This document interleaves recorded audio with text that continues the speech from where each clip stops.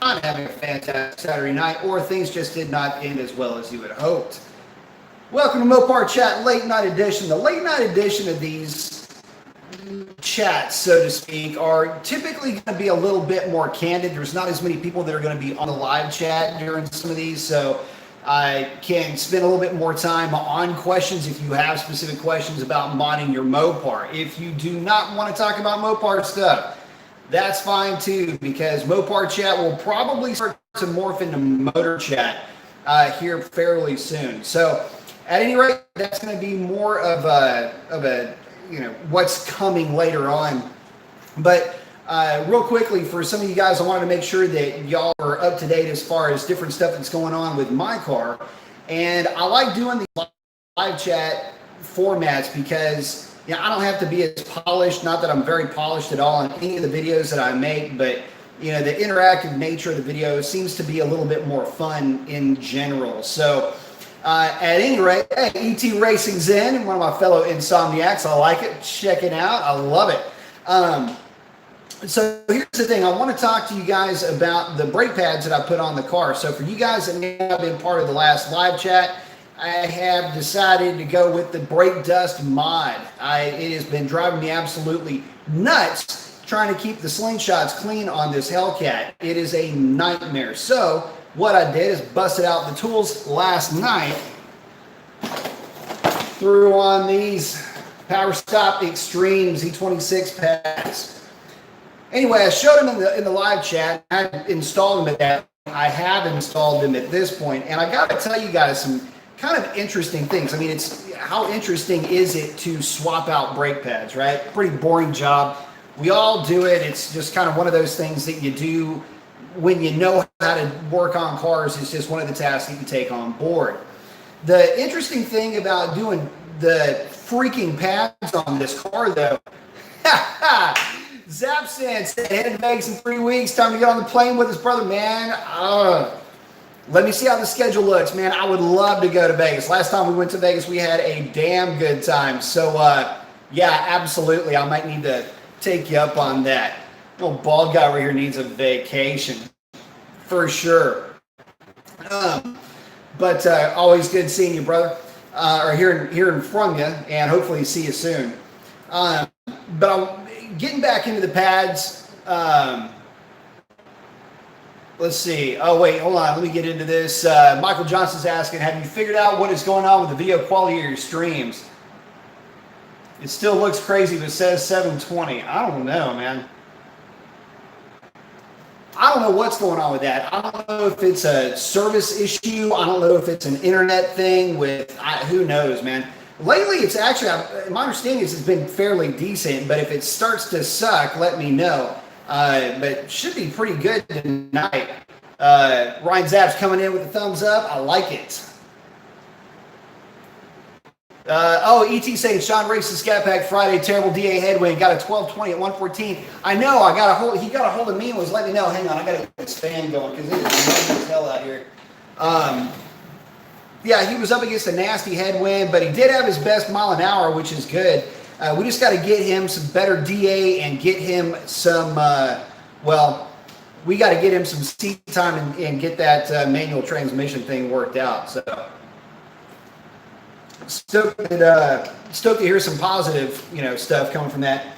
This thing isn't going to go to the track really anytime soon, I don't think. It might end up going this coming weekend, but that's just for some comparative analysis between myself and Chris's car. So he threw a 309 gear into his, and we're going to see what Revlon does up against his car with a 309. My car is quite a bit lighter than his. I have a feeling it's going to be very even, but I don't know. We'll see. It's kind of cool to kind of play mix and match with these cars, and that's one thing that I would like to do. I'm just trying to figure out how to do it. I want to get a little bit better comparison between my car, which is a base model Hellcat, as light as you can get it without resorting to the bumper supports, which I will get to here shortly. Don't let me forget to talk about that, because I want to run something past you guys. But with it being as light as it is, it just makes mincemeat out of some folks that it shouldn't. But Chris's car is a full street trim car. So it's cool to see a full street trim with a gear, obviously still a stock tune, going up against a lighter weight version of this Hellcat on a drag pack. So that's what we're going to try to do this coming weekend. I think is going to be when we're going to do it. We're also going to be comparing that, comparing our two cars with a tuned version of both of our cars. So, you know, the tune on these cars is worth about 2.5 mile an hour on the big end, and usually about 2/10. It doesn't sound like a lot, but it's a damn lot when you're going down the drag strip and you see your buddy just kind of creeping ahead of you like this in your peripheral vision. So, yeah, always good to at least try to get some comparisons between the two. CJ just saying, oh, he just turned 23. Well, happy birthday to you, CJ. Mopar, oh, here's Mopar Man 4406 saying, what up? Glad I'm back with the master. I love it, man. I love it. Speed Freak 93 is saying this is a cool treat late night with the professor. I dig it. Got the hands up, fist pump. I like it. Marco Corleone with the arm flex. I like it. Mopar Man checking in with ET. Let's see. Oh, Jason Nelson checking in. 89 degrees here in Bristol, Tennessee. I love Tennessee. Miss Tennessee. Used to get to Tennessee a lot. Don't really get a chance to go too much anymore. Ripped out at 11.99 at 112 on a 12.0 index class. Then rained us out. Archangel battery works great. I am stoked to hear you guys are liking that battery. Every time I light this car, I've got to remember I don't drive this thing too often. And I lit it up yesterday to do the bedding in process on those brake pads. And it freaks me out a little bit how fast the thing turns over with that Archangel. But I don't know. I'm definitely liking that. Dr. Div checking in saying, sorry you're late, man. We just got started. It's a late night edition. So anyway, guys, I want to get you guys a bit of a heads up, kind of a, behind the scenes thing. I'll be putting the video together for the brake pads. So again, if you guys didn't know, this will be on the video when I do the review. I'll give you guys, we'll be doing a review here, but the official review will come up. That's the part number you need for your Power Stop Extreme Z26 brake pads. Only did the fronts. So after doing the initial bedding in procedure on the brake pads, first thing I noticed, even during the bedding in process, there was no difference in brake feel from these brake pads to the stock. And if you're not familiar with what I'm talking about, when we're talking about a bedding in procedure or process for brake pads, basically what you're doing is you are putting the brake pads basically through heat cycles, and you are applying a film of that brake pad material to your rotors. Basically what you're doing is you're just heat soaking the pads and getting them ready for use. It's a fairly common procedure for these pads, for the Power Stop Z26s. Your first run is basically 5 in rapid succession runs from 40 miles an hour down to 10 with fairly aggressive stops. You're not really standing on the brake pedal, but you're leaning on it pretty hard. You're going to do that 5 times. And then you're going to run it from 35 down to 5 miles an hour 5 times. Again, in fairly rapid succession where you can do it safely, obviously. After that, drive it around for about 5 minutes. Let everything cool off. Let the brake pads cool off, and then you're pretty much good to go. I took the extra step to run down from about 85 miles per hour down to, say, 55 miles an hour just to get a little bit more load into the brakes. I did that 4 times, and then I spun it up to some significantly higher speeds than that, and brought it down to about 80. And again, just trying to put the brake pads through a solid heat cycle before I would consider them fit for use. Oh damn, hang on a second. Mopar Man, damn, thank you so much. I appreciate that. Holy crap. Saying, Mr. Your live saw was shaking. I need a B-Mason sermon. Maybe go back to one and only. I'll get better luck not missing your sermons, my friend. Man, I do appreciate that so much, brother. I truly do. Thank you so very much for that. And it means a ton to me. And again, man, you, my friend. I do appreciate that a lot. Sorry, I blew past everybody when I saw that notification come up. Thank you so very much, my friend. Michael Johnson saying, yep, it was hot here in Tennessee, no doubt. White Knuckle saying, what up, B? Good to see you tonight. Got their arm flex. Hope I didn't miss that. ET saying, by the way, Sean and I have been friends since '88. He got me fired up with the Fox Body 5.0, and of course, we love Mopars. Man, we all got started with Fox Bodies, baby. Love me some Fox Body. Let's see. Speed Freak is asking a cool question, saying, can you explain how sea level affects how a car runs versus above sea level? Talking about density, altitude, plus and minus. Absolutely. I'll get to that right after I'm done with the brake pad thing here.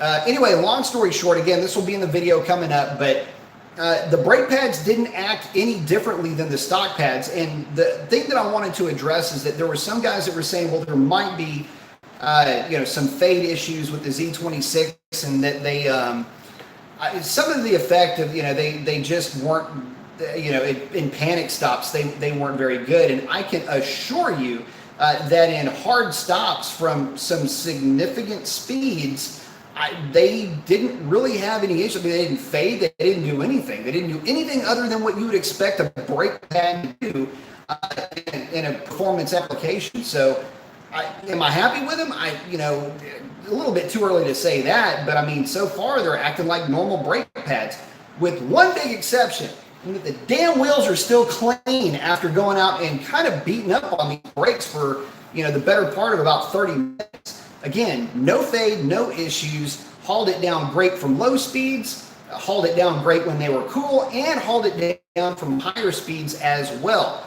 with a significant amount of cool down time. So, one other thing I wanted to touch on the brake pads. The hardware is really nice. I ended up not reusing the stock hardware. That was the other thing I wanted to mention. Some guys had mentioned the stock hardware versus the Power Stop hardware, and stuff is amazing out of the box. So went with the new hardware, but I wanted to touch on that real quickly. And again, this is going to be in the video coming up. But the hardware itself was frozen up in there because of all the brake dust. Not that the brake pads couldn't move around, not that there wasn't any, not that there was rather any binding or anything along those lines. It was just the disassembly process was such a freaking nightmare because everything was so filthy. And I was going in there trying to clean everything up, and it was still filthy pulling the thing apart. So again, it's not just brake dust making a mess out of your wheels and getting on the car itself, and potentially, what the hell was that? I just ate a bug. Not that it's corrosive to wheels or whatever. It's just the fact that your brakes don't work properly when all your hardware and the slides and everything else are that dirty. So that was one thing I definitely noticed coming away from this. So even if you're not planning on, this tip, by the way, even if you don't plan on, and by the way, this is something that obviously gets overlooked and you don't even think about it. But again, getting to the point, next time you clean the car up, hit that thing with some brake clean or something like that. Free up the foam that's in the rotors. You'll get some better brake life out of the thing, potentially, maybe a little bit better brake performance as well. It's still going to make a ton of dust if you're not swapping pads, but I'll tell you, it'll be well worth it to clean the damn thing up. So there's that in a nutshell. Oh, damn, hang on a second. White Knuckle, damn, thank you very much, man. I appreciate that. Love it. Got the drag race donation, 1320. Thank you very much. Saying, thanks for answering all the questions, B. We got the RT into the 1180s last night. Oh, shit. Saying we had some good air up here in Canada. Damn, I guess you did. Well, yeah, I suppose you would, man. Up there in Canada this time of year is gorgeous. But thank you so very much for that, man. I do appreciate it. Glad to see the times, man. 1180s is booking. That's another thing, man.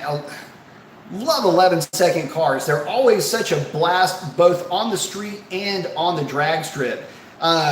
So to that point, by the way, so last night it was 80 degrees, muggy as hell, the whole bit. Down here in H-Town, baby, it's going to be funky. Decided to play around with the car a little bit, just, seat time, launch practice, stuff like that. in street trim on the street at tire pressures that are my tire, street tire setup, and just wanted to play around with the car and just practice some launches in normal conditions. And it was back to back to back, 0 to 60 in 3.6 seconds, 0 to 100 in 7.6 or 7.7 seconds, and 11.5 or 11.6, and 119 or 120 on the data logger over here. So anyway, that's what the car was up to. Very easy roll on in first gear. I don't even go wide open until I hit second.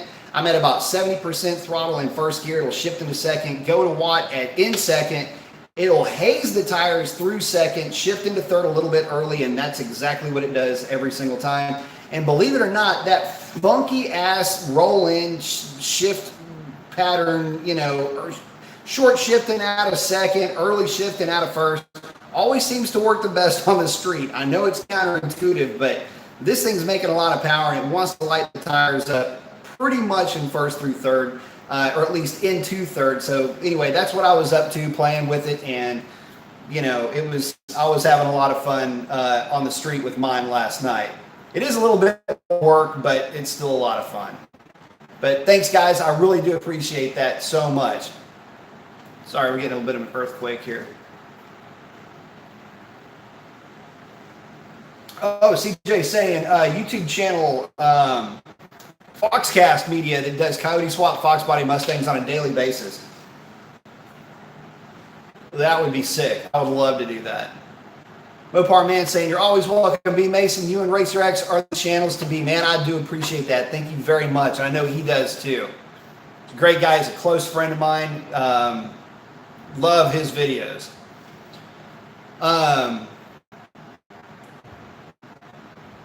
Sorry, hang on just a second here.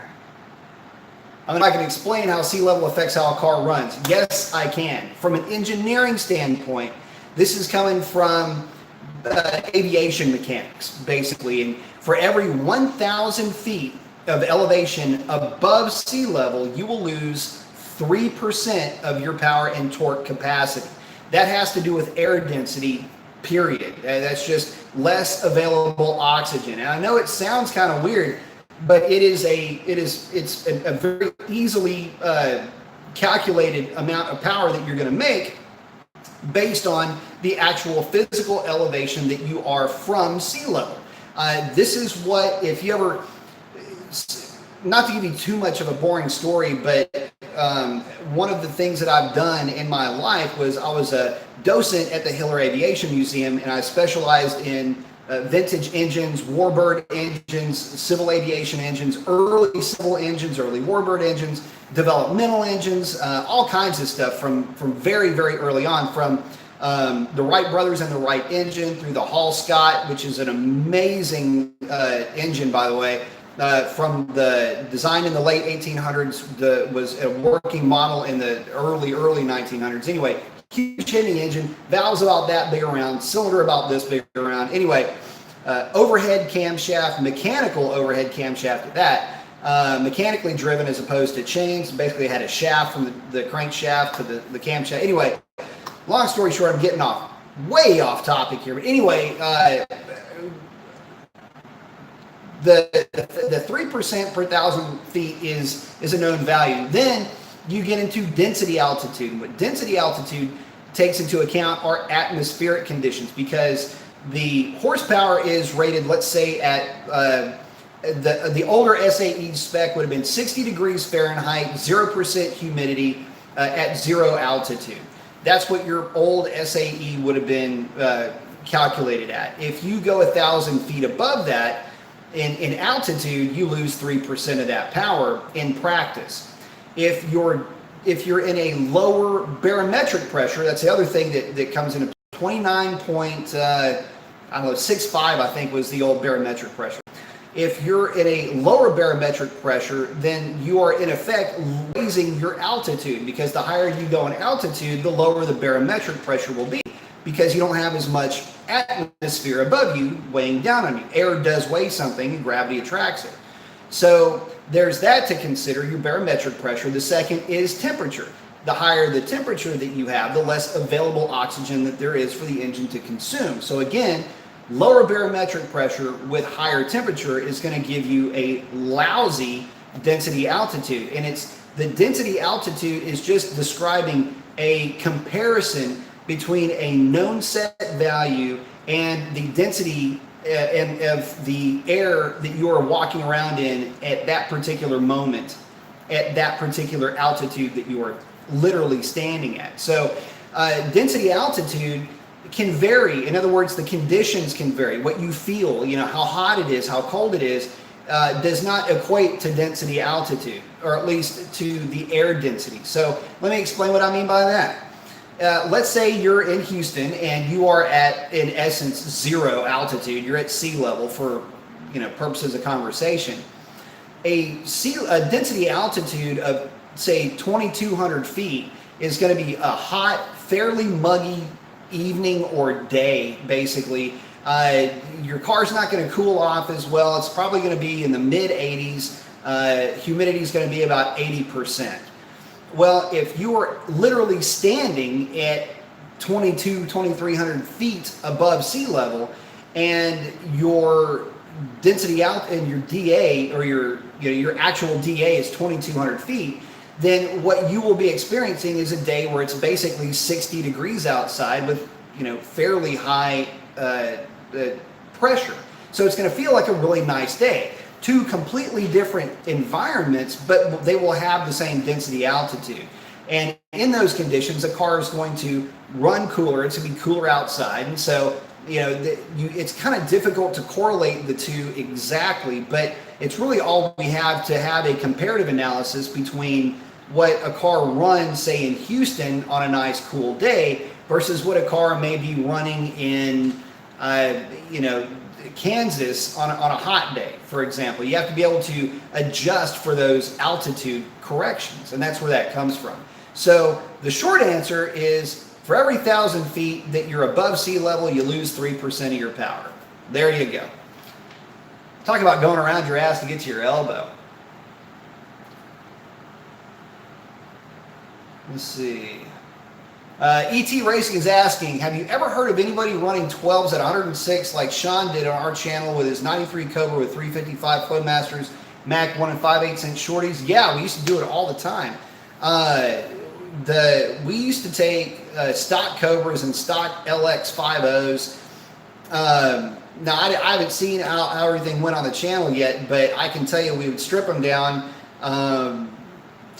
make some timing adjustments, and throw them on a drag pack and launch them at about 5,500 RPM and run low 13s and high 12s, pretty much like clockwork. So it's been about 100 years since I've had a chance to play with them, but there were a lot of low 13-second Cobras running around on many summer nights down here, for sure.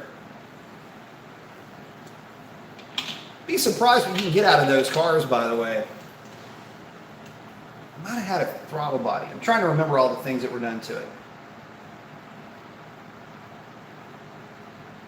Mopar man saying, Sean can rip. He's fun to watch drive. Been doing it for 33 years, and I love to watch him run, man. I love it. CJ's asking, what do you think of Bigfoot the monster truck? It's an icon, man. I just show my respect to that guy. John is asking, doing the Hellcat shuffle. I like it. Speed Freak saying, I asked about DA because I'm in New Jersey. You recently mentioned Atco. Should be at sea level there. Yeah, Atco. The good old-fashioned Atco mod. Those guys have got DA for days, deep into the year and early into the year.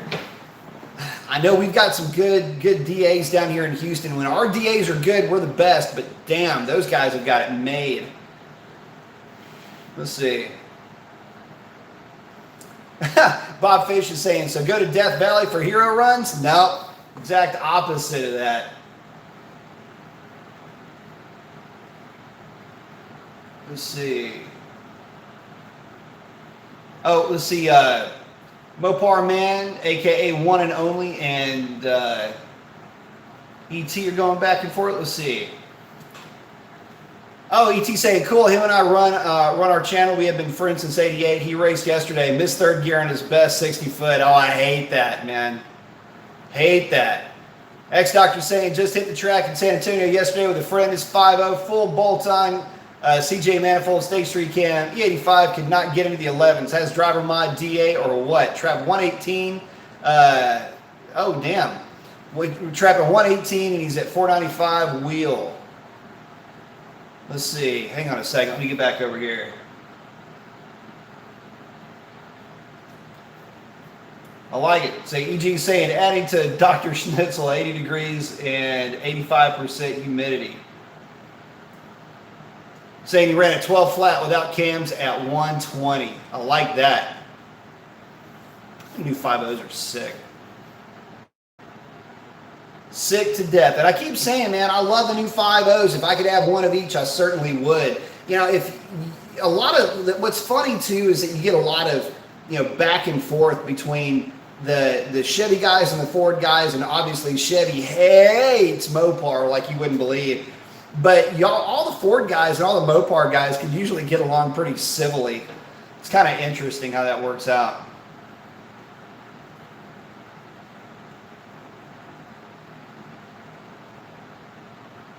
Let's see.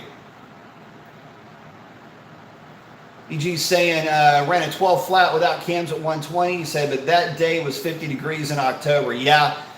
Well, yeah, you're going to have some kind of DA to run those numbers. Said his car, thought this car would be a low 11-second car. I don't know, man. Let's see. On the streets asking, best bolt-on mods for 6.1 5-speed.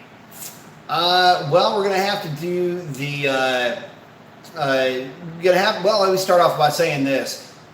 If you haven't done I think those cars still have the clutch valve, you know, the restrictor mod on the clutch line. I would say, let me think about this for a minute.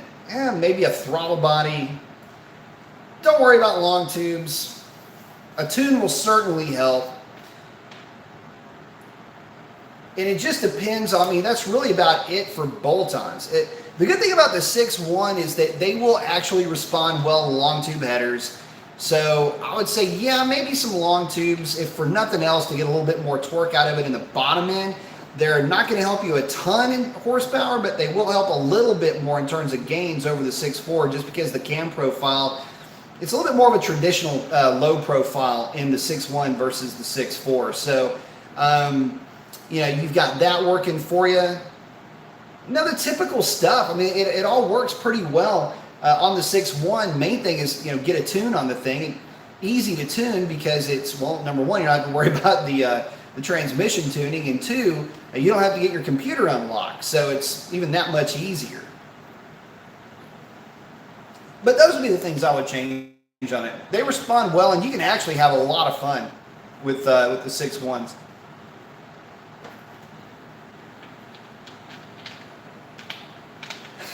ET Racing saying, Brian, that was Sean's first ever missed gear in his 392. He's okay though, but we want 11 bad. I'm telling you, the car's got an 11 in it. He's just going to need some DA in a clean pass to make it work. And Mopar man saying, yeah, ET, I love your channel. And wow, Sean does not miss gear. Says, happens to the best of us. Yes, it does. Actually, it's funny. When I had the Vet, there's two things you do to Corvettes to help them out the most. The first is known as the detent mod, and what it is because the shifter is up here and the transmission is back there, you're dealing with some linkage issues, and there's a detent. What a detent is it's a bearing with a spring behind it that puts pressure on basically a cutout in the linkage to help. Basically, it adds feel to the gears and helps helps it have a positive stop. But basically bringing that detent out a little bit to make gear changing a little bit more smooth, and going with a better shifter works wonders for those cars as far as being able to get them to go down a drag strip or just to drive the thing, to the corner store or whatever. But the funny thing is the first time I ever missed fourth gear was in my Z06, and I literally could not believe what was happening. I missed fourth gear, and I was sitting there thinking, I blew it up. There's no way. I don't miss. Normally, I don't miss any gears. I have a lot of practice rolling gears. I mean, it's basically all I did for years and years and years was race manual transmission cars. And when I missed fourth, I mean, everybody will flub third every once in a while. But I could not believe I had missed fourth gear. So yeah, it happens to everybody, man. Speed Freaks asking, let's see, how is transmission tuning done on a Hellcat? Just need a PCM swap, or is there a separate computer for the trans? Separate computer for the trans, absolutely. And you would need you need to have the PCM still needs to be unlocked because you're going to be running through your PCM to get to your TCM. And you would need, if you've got HP tuners, the credits to tune the transmission. You need 4 for the trans, 2 for the engine. And the transmission tuning is done, well, it depends on what you're doing the transmission tuning for. If you're really, really trying to just nth degree the car in terms of quarter mile performance, well, it's not required. I'm going to say you need something. You don't really need it, but I would prefer to have the car on a really cool day on a very well prepared track with a very sticky tire, just to make sure that 1, 2, and 2, 3 shift, you don't get the classic predictive shift yip. In other words, what it'll do is it'll cut throttle if it thinks that you are going to hit a limiter where you really wouldn't. It's just there's an acceleration rate that it's working with there. So anyway. But basically what you do is you've got shift timing, which is basically commanding how fast the computer will want to make the shift happen. Believe it or not, faster is not always better, by the way, especially for drag racing. You need a little bit of a cushion, a little bit of a slip there as you're going into gears, especially with cars as heavy as these are. The second thing that you can adjust is going to be, well, obviously the shift scheduling, which is basically just at what point does the transmission want to complete a shift and at what load ranges. In other words, are you just putting around in the thing? Are you wide open? You can extend gears under partial throttle. You can make it shift early or late at wide open throttle, depending on what all you've done with the car in general. So there's that. You've got some line pressures that you can change as well. Let's see. Torque management, which you never want to remove from the transmissions in these Hellcats or 392 cars, whatever. Leave at least some solid measure of torque management in there. And the reason for that is it will actually quicken the shifts a little bit, and it will make the shifts a bit more positive. So there's quite a bit that goes into actual transmission tuning, but as far as what you need to do, unlock the PCM, have credits available, and either jump on it with your HP Tuner software or have somebody working with you, have a tuner working with you that'll get you where you need to be on your transmission tune. And the other thing about transmission tuning is that it is very much subjective. The only thing objective about a transmission tune is your shift point at wide open throttle if you're trying to make a number at the drag strip. But aside from that, it's all about feel, downshift, upshift, partial throttle type stuff is really where all the magic happens with transmission tuning. Something that I love might be something that you hate. So it's kind of weird how it works out like that. On the street saying, thank you, saying, Ryder Rodriguez saying, you have probably talked about this a lot, but what do you think needs to happen for a bigger aftermarket Mopar? And what power adder would you like aftermarket companies to focus on the most? Very, very good question. Mopar needs to take a much stronger position with their own vehicles before the aftermarket will really start to look into them. Why there's not another intake manifold available for the 392 cars and by association the 5.7s is beyond me. In fact, it's far beyond me. If any engine would benefit from a different higher flow intake manifold, it is the 6.4. If you look at the head flow capabilities of, well, the 6.4 and the 5.7 for that matter, we're talking about the VVT engines here. If you look at what they are capable of, it would blow your mind. I mean, you've got 5.7s that would realistically, based on head flow alone, be capable of, close to 8,000 RPM, and the 6.4 is about 7,800 RPM. and basically, 650 horsepower should be a cakewalk with those things with the right cam and the right intake. The problem is we just don't have one, and that's one of the things that we're up against. But the second thing is there are the case itself, like for the rear end, is a non-serviceable case. So there aren't any other gear ratios available for the car. There's little things like that kind of screw you up. So no manifold, no support for Mopar, and some non-upgradable components. Not to mention the car is heavy, so some manufacturers may not want to get into that game, mainly because it's going to take a bit more engineering on their part to basically accommodate the weight of these vehicles. So I don't know. To me, it really does need to come from Mopar. Mopar needs to embrace their own marketing and start to support these cars really at a grassroots level. And not just the 5.7 guys, but the 392s in particular really need some love, man. That's one of the things that, if I'm being totally honest, started to turn me off a little bit about the 392. And it is my favorite engine out of all of them. I didn't say that. I'm talking about somebody else.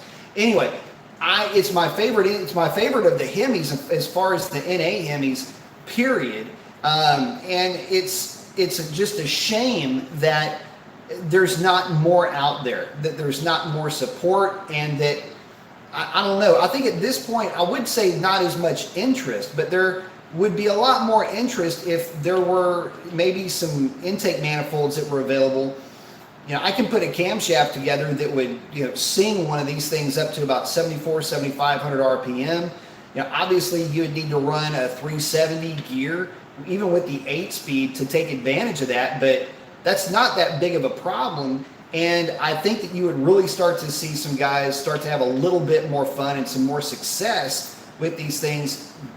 But again, the aftermarket just doesn't cover it, and especially not the way that Ford does. I mean, say what you will, but if you ever open up an FRPP book, it's basically like an intro to hot rodding 101, and it'll set you straight on a lot of misconceptions. So at any rate, Mopar doesn't do that, and it's a damn shame, and I don't even know where to go with that, aside from that.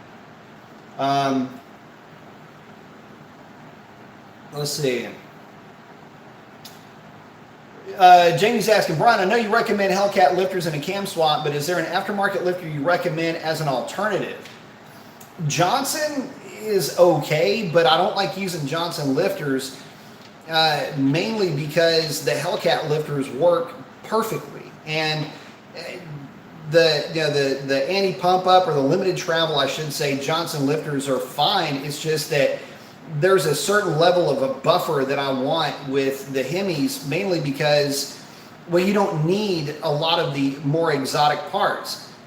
You're not turning the engine to a very high RPM, and even if you were, keep in mind, there's guys that are spinning Hellcat short blocks 74, 7,500 RPM without any issues, and they're running the stock Hellcat lifters with just a 120 push rod, as opposed to the 080 that you would use for, like an NA car spinning to like 65, 67. So, that's just, what I've seen actually working, and working long term has been, the Hellcat lifter setup. But Johnson would be the only other one that I would recommend. Let's see, ET Race saying, Sean and I watched HQ and 200 David video with his 426. Yep, saw you in his video tonight. How far are you guys from the track? So I am actually right down the street from the drag strip, more or less in my backyard. In fact, when the Nationals were going on, whenever the top fuel cars would run, I could hear them. So pretty cool stuff. I'm not sure where he is located, but I'm right down the street. Yes, I am rocking the Topo Chico this evening, along with a Diet Coke. I'm kind of trading back and forth over here.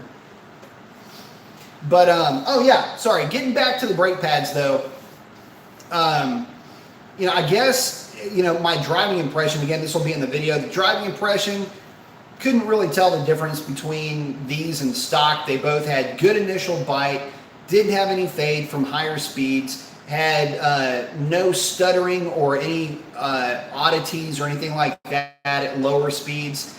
They acted like a normal street pad would act on the street in a car. I mean, I don't know that you can give it any higher praise than that. I mean, they don't suck. So if you're thinking about doing it, I say go for it. Main thing though, again, pro tip, top tip, word to the wise, however you want to take it. Get in there and clean your calipers. Get in there and clean everything up. I don't know how often you need to do it, but I would say do it at least once every 3 months or so. Clean everything up, and it'll make when it does come time, by the way, to swap out your pads, it will make it a lot easier to do if everything is clean-ish as opposed to filthy. And this isn't something that I would normally even think about, and nobody does, but certainly something to consider now that I've spent my time to tear this thing apart. One other thing, guys, if you're planning on doing this, it's actually a very easy thing to do, changing out pads on the Hellcat, because you don't have to remove the rotor. Well, not having to remove the rotor doesn't necessarily make it easier. The way that these things work is you've got a spring that will basically it locates the pads and it puts tension on the pads in the rotor, or I'm sorry, in the caliper. And it kind of goes over where the rotor would be, right down the center. That spring is kind of a pain in the ass as far as getting the pins out of there. I just had a long, thin, flathead screwdriver and was able to kind of bend that thing down and pull the pins out from the back. But again, it's just, if there were any headaches, that would be about it. I'm so used to yanking calipers off of cars that it was kind of weird to do it with the caliper on the car. Is like doing the brake pads on an old motorcycle that I used to have. So anyway, but the video that I'll put together is going to be a lot more in depth than that, but that's your brief overview. ET is saying, wow, we are 2 hours in every direction from a drag strip. I'll tell you this, I've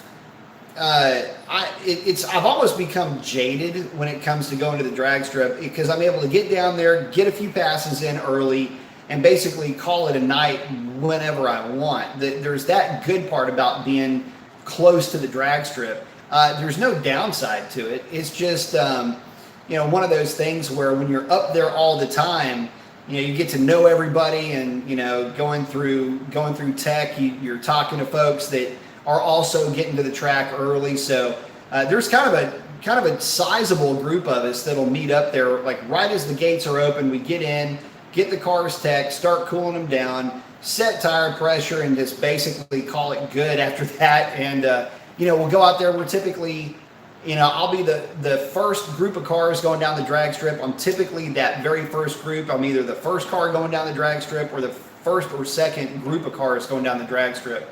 And so, yeah, it makes it nice, and I'm spoiled. So there's that too. Let's see. Double X is saying, is Ford's aftermarket, I guess he's talking about their prominence more so due to the Mustang being around for 50 plus years, or has Ford invested heavily in its own product and in the aftermarket? Yes, to all of that. Ford's been around for a long time, but you got to remember that Ford was basically funding the aftermarket almost by itself. If you take the small block Chevy engines out of the equation here, Ford was doing a great job on its own promoting, modifying its own cars. And this is going back years and years and years. We're talking 20 odd years ago, where they had the letter cams, and you could buy the GT40 intake manifolds right out of the brochure. You had upgrades as far as headers go, and they were great quality products. In fact, the best shorty headers on the market for a Fox body are the Ford Motorsport shorty headers. They had solid performing parts. They were not going to break the bank, and you could build a garden variety mid to low 12-second Mustang right out of the book and be competitive just like that. You can get your 373 or your 410 gear right from Ford. You could get 31 spline carrier. Just get a truck carrier from Ford, put a 373 gear in it, get you a set of Mosier axles, and you're good to go. Or Yukon axles, and you're good to go. This is before North race cars had their rear disc conversion, which kept everything at the stock rear width. But so you're still using drums back then, but it didn't matter because when you're only hauling yourself down from like 112 miles an hour at the most, it didn't really matter too much. So, but yeah, I mean, B-cam with a set of Cobra 1.7s with, throw 2 degrees at it. As far as cam advance with, again, GT40 intake, a little bit of work done to it.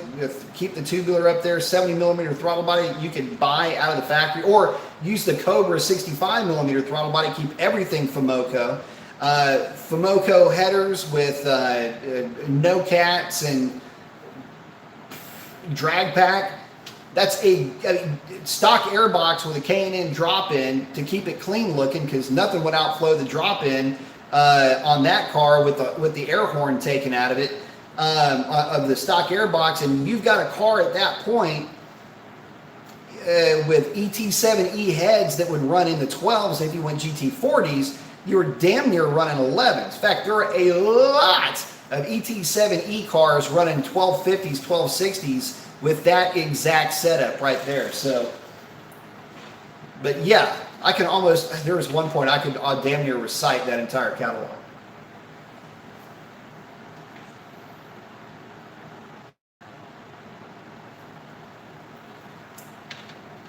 Let's see, Mopar man. Oh, I was saying Ford is a negative rating. They are desperately looking for partners so they don't have to sell all the way. I'll tell you what. Here's what sucks for me about Ford right now. I need Ford to be the rock here. I need Ford to be that benchmark standard for durability. I don't know why I feel like that, but I just always have, because it always has been that way, at least in my experience. And with this whole, typewriter tick or whatever the thing is you want to call it, coming from the 2018 and up 5.0, I've heard everything from it's an oiling issue, meaning don't run 0.20, run whatever the GT350 is supposed to come with. I'd probably run 0.40 if I had one. But I've heard anything from that. Anyway, long story short, they've cut too many corners, in my opinion, even for the lower price that you're buying the car for. It's one of those things where, yeah, you're paying less for it, but you're getting significantly less in return. In that case, there's not the value there. So just because you're spending less doesn't mean the value is as high as it would be for one of the Mopars or Chevrolet or whatever other platform you're looking at. I think Ford has gotten away from that a little bit, and it used to be that Ford was this rock solid platform. What I'm talking about here is something, like a 2013 Mustang GT would make a fantastic drag race car, autocross car, closed circuit car, street car. Whatever you would want to do with that thing, you could do with that car, and it would never hurt you in terms of that financial back end, because the things were just bomb-proof if you left them naturally aspirated, for sure. But getting into what makes the cars so great back then, why are they not the same now? Man, I don't know. But I know that they're not, and the proposition of buying one only to have issues with it more or less immediately, and then have Ford tell you, it's normal, don't worry about it.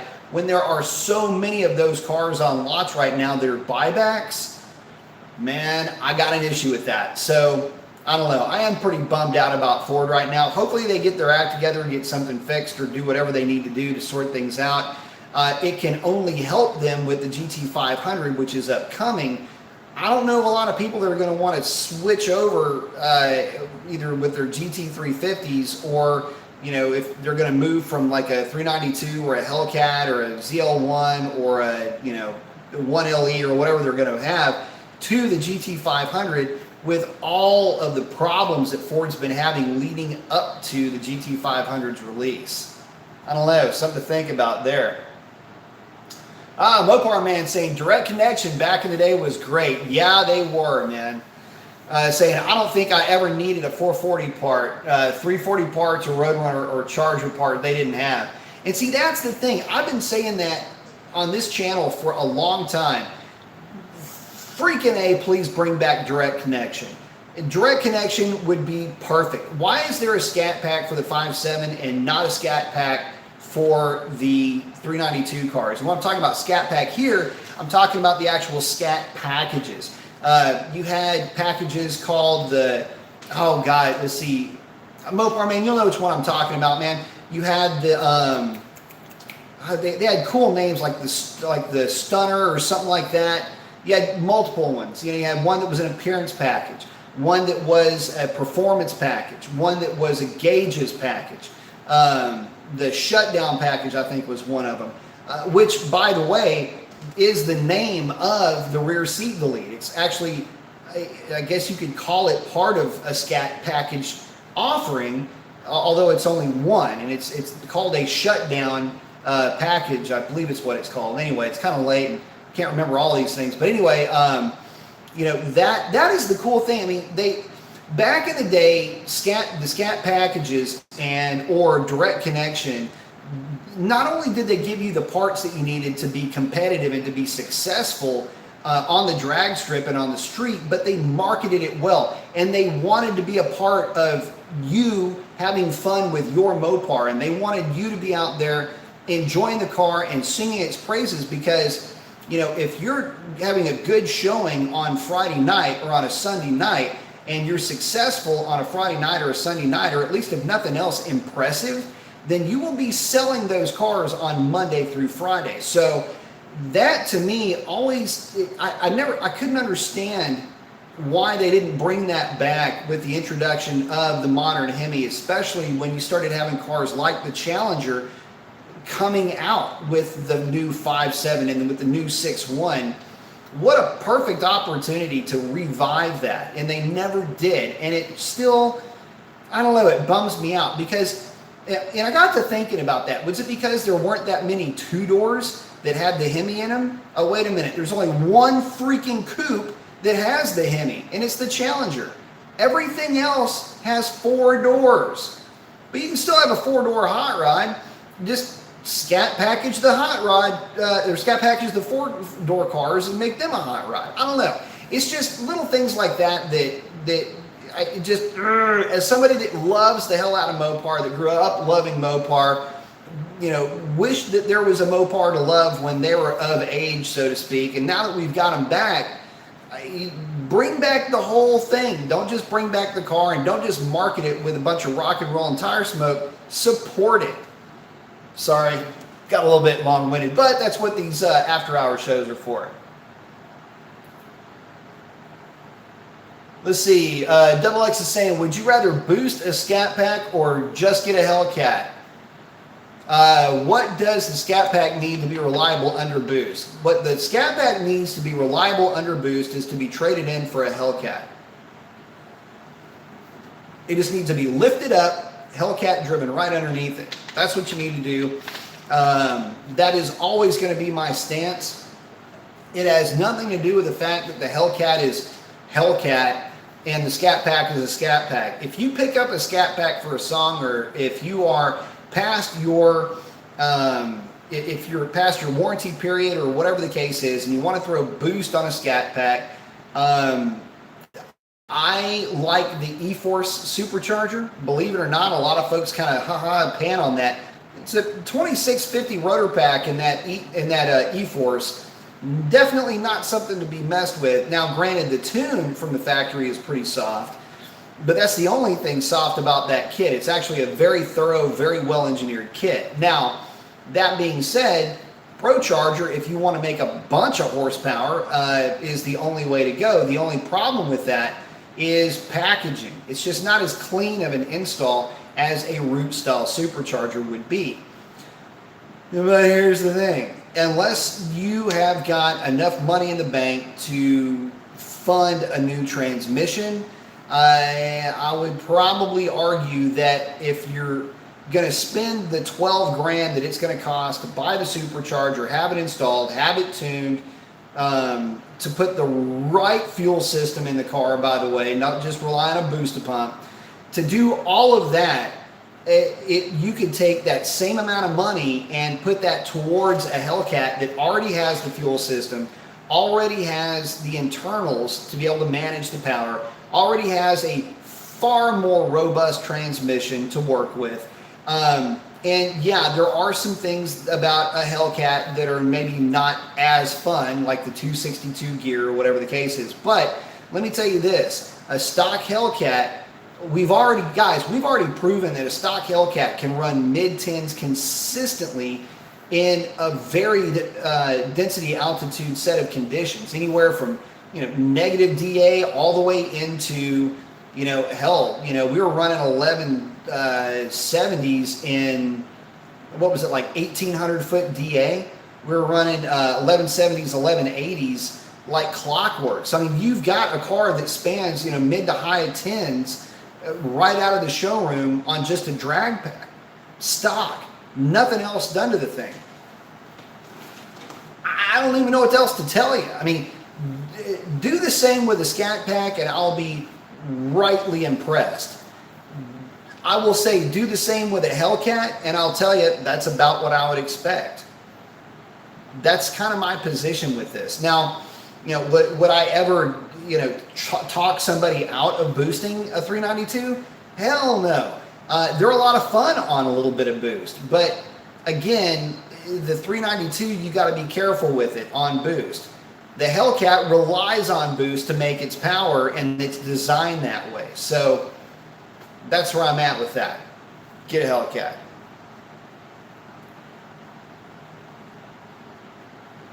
Mopar Man saying, I would agree 100%, B. They have put a lot of this on their own. Yeah, they have.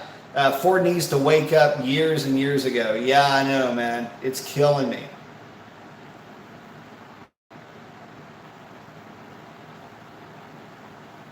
Let's see. Oh, earthquake. ET's hanging out with Mopar Man. Let's see. Oh, Mopar Man saying, I have so many Ford lifetime customers that left them in the last few years. Yeah. And that's the thing, man. Look, and here's the other downside to this whole, Ford thing is, okay, let's be real. If you're still running your Windsor and having a ball with your Windsor and you're not paying attention to the peanut gallery out in YouTube land, you're probably going to be some of the happiest people on the planet. You can get any Windsor combination in a Fox body to run whatever number it is that you want to run. You want to run 8s, there's a combination for that. You want to run 11s, I know of several combinations that'll work well. You want to run 12s and have a super happy car forever, then you can do that too. But lately with just the ridiculous power coming out of the Coyotes or most of the rest of them, to be honest with you. But you hear about all this crazy big power. The guys are running these ridiculous numbers at the drag strip, and you get a little bit envious of it. Man, listen, sometimes more is just more of a pain in the ass. And one of the ways I put it is, look, let me tell you something. When it comes to power and when it comes to running a whole lot faster ETs, but mainly when it comes to just making a lot more power, power to me is just the filling of a shit sandwich. I mean, do you want more or less of that filling? And I'll tell you something, I'll choose less in this case. I've had more guys complain more loudly about their Mustangs than any of the Mopar guys will ever dare to complain about their cars, mainly because they've bought into the idea that all you have to do, and it's that big ALL, capital letters, all you have to do is throw boost at a Coyote and you will be in the 9s or in the mid-10s, or pick a number that sounds fast to you, and that's where you'll be with your Ford. The problem with that is all of the other supporting mods that you have to do to that car to keep the thing together in making that power. I just know this from the stuff I've seen at the drag strip. I'm not somebody working on Fords. I'm not somebody that pays a lot of attention to the Ford side anymore unless it's Windsor based. Yeah, I'm a bit of a dinosaur when it comes to that. But to be honest with you, the guys will say, oh, you put 20 grand into a Coyote and it's running nines. Listen, you only put 20 grand into a Coyote and it will run nines a few times. And then that's all she wrote. Transmission, buy, oil pump gear, sayonara, and then you frag a motor or something else goes wrong. Trust me when I tell you, there's a backstory to all of this that you're not hearing, that I've seen firsthand, and it is not pretty, and it's not near the bargain that you think it is. You want to run mid-tens, buy something that goes mid-tens from the factory. I got the one sitting right behind me.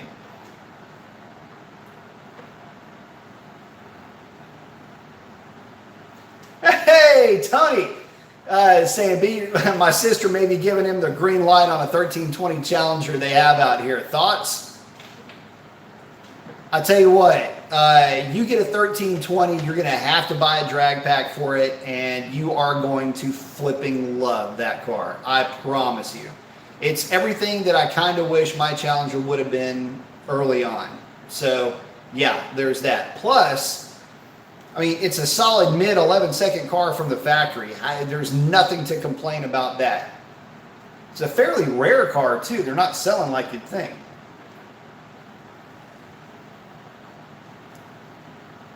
Mopar Man saying, yep, usually 3 of these, saying shutdown was a great package. Absolutely. Saying, yeah, you could put package 1, package 2, or 3 in at one time, or all 3, and have a great car. And I'll tell you, and that's something else too.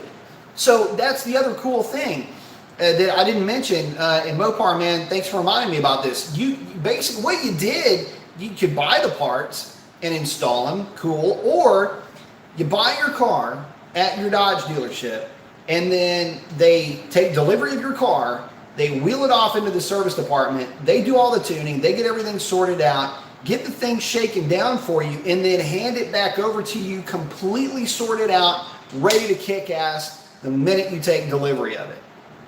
Kidding me? I mean, damn, dude, how do they not still do that? It's depressing, really, but all right. Mike's saying that he installed Nitto 305s on the rear and got a 3.70 to 60 on the street. Settings were track, sport, and street. Launched at around 1,800 and then full throttle around $3,000. Any ideas to how to get a better time? Yeah. Take the transmission out of track, leave it in sport. Actually, leave all of it in sport, and you will be in good shape. Or put your suspension at street. Do not try to get a good 0 to 60 or ET out of track mode. That is actually not what it's for. If you notice, it's going to chop a lot of throttle in track mode. That's really more set up, believe it or not, for circuit driving than it is for drag racing. I have done back-to-back testing with, let me see, back-to-back. Yeah, four back-to-back tests. Track versus sport, and sport has always been quicker, no matter if I did track first, sport second, or sport first, track second.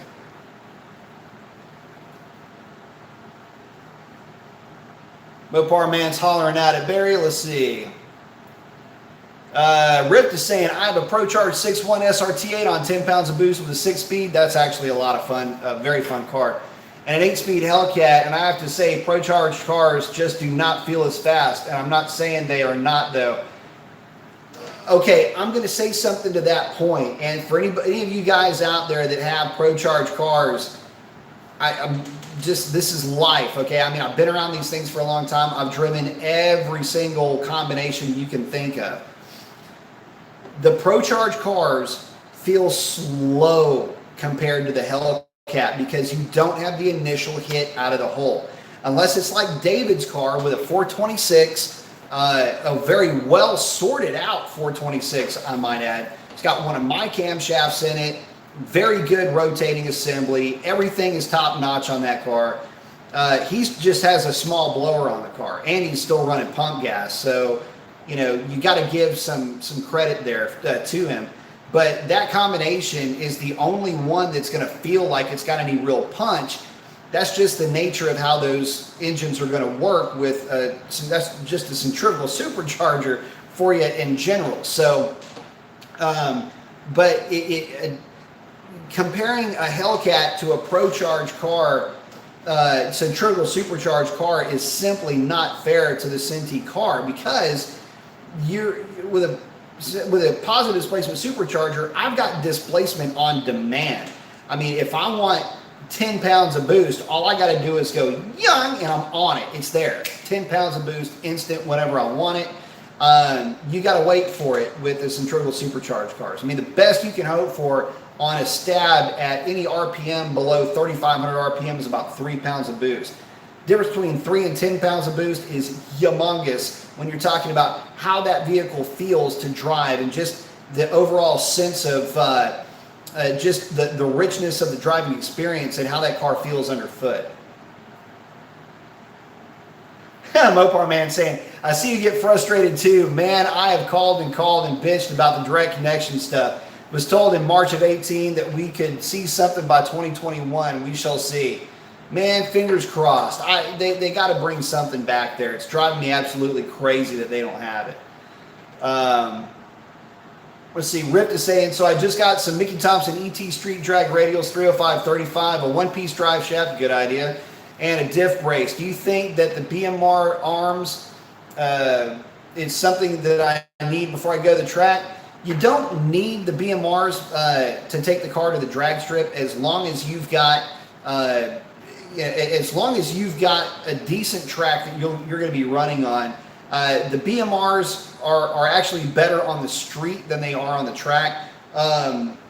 It's not going to make wheel hop go away though, and if you get a funky track, or if you're having issues with getting your tire pressure sorted out, you'll still get into some wheel hop. The BMRs will kind of mitigate that, it seems, a little bit. So does the diff brace, but you'll never really make it completely go away. So if it's in the budget, they're only $100. They're super easy to install.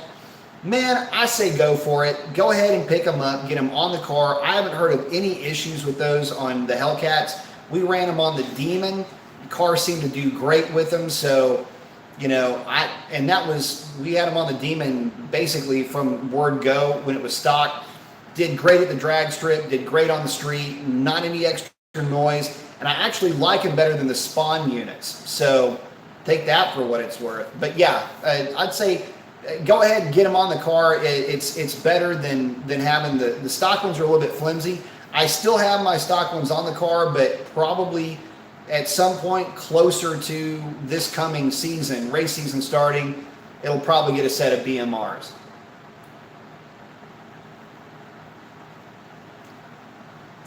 Riff 33's got a Q in there. I like it. Let's see. Oh, Mopar man saying twin turbo. That's all they say. There are so many more areas to deal with. They smoke the transmission or throw rod if they don't strengthen the internals. Work the tranny and suspension. Well, that's the other thing too. I mean, isn't that the way that it is now? I mean, the only thing that sells, and this is the way it's always been, you know this, I mean, the horsepower is what sells. I mean, the rest of it is just ancillary. But the reality is that you can get a lot out of suspension tuning. You can get more out of seat time than you can anything else. And just, getting a bit more of an understanding and a mastery of the craft. So, but horsepower is what sells. Horsepower is the sexy part. It's the tits of this, of this whole deal. So I guess if it's me, that whole, the more power thing, I don't know. It gets boring after a while. There's a lot more fun in some of the details than there is in just the macro. The devil's in the details. It's the micro that gets interesting to folks in the know. It's the macro for everybody else. You drive for show, putt to go. It's, all the cliches start to kick in at that point. Rick is saying, so BMR arms, are they needed to go drag racing at the track? Don't need them. I don't have them on my car, and you're good to go. Don't sweat it. DE saying, what up, B? So for Hellcat, so for Hellcat, should be set for all sport also? Yeah, I mean, I've run mine in all sport, and it didn't make a difference on a well-prepped track as far as ET goes. I mean, and I would just go through, hit sport, kill traction control, and let her rip. You know, it's kind of funny. All the getting everything to the nth degree and everything else like that. If you've got a good tire on a good track, just stand on the gas and it should hook. You know, setting the car up initially with tire pressure and knowing how the car is going to react, and the slight adjustments that you make if you get a little bit of wheel spin, it's just being able to modulate that or manage it out of the hole. But you know, yeah, you're good. Sport mode is kind of a safe bet, but default would be everything sport except for the suspension. Have that in street, let her eat.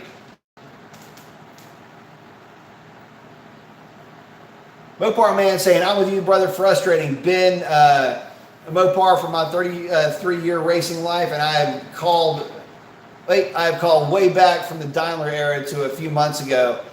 The guy says we may be working on it. Yeah, and he says not holding his breath. Yeah, same here. Rip's saying thank you. Very happy.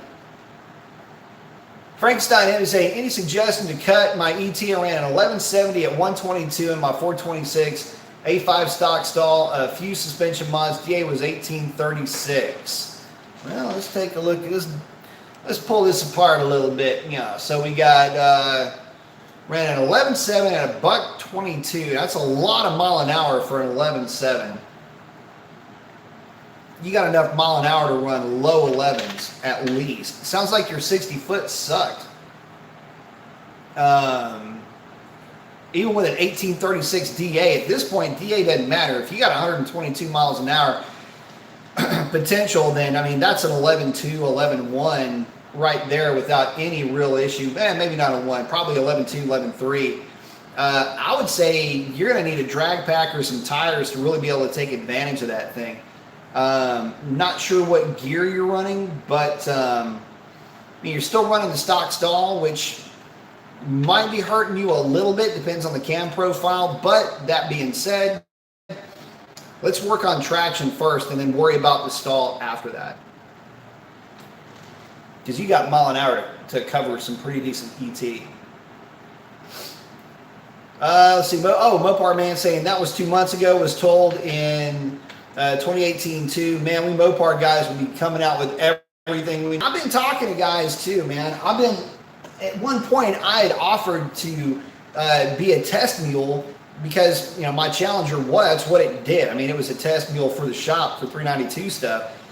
I was offering my car up as a test mule for intake manifold R&D to companies, and crickets, man. I mean, it never happened. So again, not for nothing, but to me, it just seems like the aftermarket is dragging their feet with this. And I would say that there's at least some vacuum of demand for the product, but I just don't know how much, you know, and these are businesses here. I mean, obviously they're, you know, enthusiasts that are working for them and driving to make these products come to life. But, you know, I just don't know how many people would actually be buying these parts, because look, guys, at the end of the day, I hate that phrase too, but anyway, the bottom line here is, let me see if I can throw in any more cliched, you know, one-liners here, but the Mopar product, its blessing is its curse. It's very good from the factory. And okay, so we're talking about the intake manifold. The intake manifold works in theory, but the reality is this overwhelming issue of weight comes with these cars. You've got to be able to get the thing moving, really. And I think manufacturers are worried that, you know, you put a manifold together that's going to be able to accommodate the kind of RPM to make the kind of horsepower you need to make, or that they're looking to make. You might sacrifice too much down low, and so that demands a gearing swap and a torque converter swap. Well, there's no gearing options that are available for the stock center section of this thing. It would be great if there was an 8-8 conversion that was just a plug and play, which I'm not familiar with, but if there was a 4 to 8-8 conversion that you could throw into this thing, like using the old Cobra the center section, I'd be all over that, because you could put whatever gear you want in the thing, and they make, you know, probably 10 different gears for that unit. So, but anyway, getting off of that, you got to figure that there's the whole package has got to be supported, not just the engine side. I think that's what they're looking at. I think they're looking at it saying, yeah, we could make it. Don't know if we're going to sell enough of them to justify making it. I don't know. It sucks. Oh, Rip is asking, but if those are the replicas on your Hellcat, did you have a problem with them getting balanced like I did? No, actually I didn't. Initially I thought I was going to have an issue with them. There's a slight amount of run out with them that you don't get with the stock wheels, but it's never created much of an issue. Now, keep in mind that I haven't had the car over 150 miles an hour, so I can't tell you really if it would create an issue above those numbers as far as any slight amount of run out, but tires in general will always have a small amount of run out that's typically absorbed just for the fact that it's rubber, you know, it's elastic. But I didn't really have a problem getting them balanced at all. So not like I thought I was going to have. He said it took Pep Boys 3 tries and Wheelworks 1 try to get the replicas balanced on my Hellcat. Man, I got to tell you, it's like I say, I hear you, brother. And I'm lucky. I've got a local family-owned shop, tire shop, right down the street. They do a killer job. Fuller's here in Baytown. They do a killer job on alignments, tire balancing, everything. I take stuff to them. The lady that runs the front counter knows me and everybody else in town by their first name. Toss them the keys, say, give me a call when you get done with it. She gets it all taken care of, calls me when it's done, and it's always perfect. So, yeah, it's great having that kind of quality of folks to work with too, because, you know, I ain't the one doing it, and they always do a great job. Credit where it's due also. Mopar Man saying, damn B, you nailed it this video, exactly why I try to help Revlon and of course your channel, man. I appreciate all that you do, man. I really do. YouTube anymore, if say no YouTube anymore, no B Mason, man. I love it. It's got the fist bump, man. I love it. Thank you so much. I appreciate that very much. See, Mike is asking, should traction control be turned completely off 100% for 0 to 60 runs? No, you don't have to. In fact, I've left mine in sport. You got to keep in mind, sport, you can do burnouts in sport. So, no, I will typically have traction control. Well, default is sport for my traction control. And when I'm at the drag strip, I turn everything completely off as far as traction control. But no, you don't have to. In fact, depending on the circumstances that you're in, it might actually help you a little bit. In fact, it might help you to run in default, depending on the conditions and the surface that you're trying to run your 0 to 60 time on. Default is actually more of a nanny, but it can help you in some certain situations. And DESRT saying, I ran 1090 at 128 with trans and track. Am I leaving any ET on the table? Yeah, you are. Or that's where I should be, 100% stock Hellcat Charger. I would say you're probably leaving about half a tenth on the table, running it in track. Give it a shot in sport. I think you'll notice that the run will be a lot smoother and you won't feel that pull, shift, pull going down the track that all of these things have when you run them in track mode. So, anyway, something, just an experiment. Next time you take it to the drag strip, give it a whirl.